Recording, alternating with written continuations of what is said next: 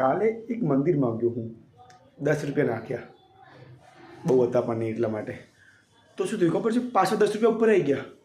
તમે કહો છો શું ફાક ફાક કરે છે, અને સાક્ષાત ભગવાન પ્રગટ થયા.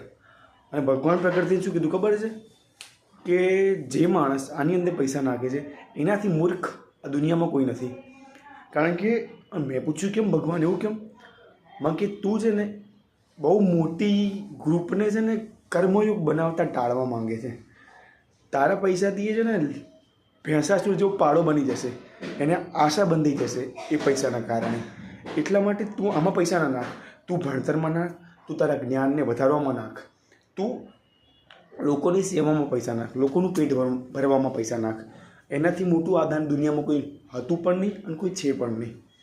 બાકી આ દાન પેટી ભરવાથી મને કઈ રીતે ફરક પડવાનો? અને તારી ઓકાત શું? ભગવાને મને એવું કીધું કે તારી ઓકાત શું કે તું મને આપે છે. બે મેં તને આ દુનિયામાં મોકલ્યું અને હું તને ચલાવું છું, અને તું મને પૈસા આપે? ચાલ ભિખારી. મને આવું કીધું, ભગવાને મને આવું કીધું. બોલો શું કરીએ? મને ભગવાને આવું કીધું.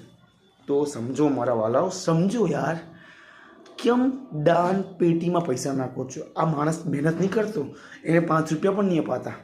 આવા છે, આવા ધાર્મિક માણસો, વાહિયાત ધર્મ માણસ. શું કરીએ? આવું જ ચાલે.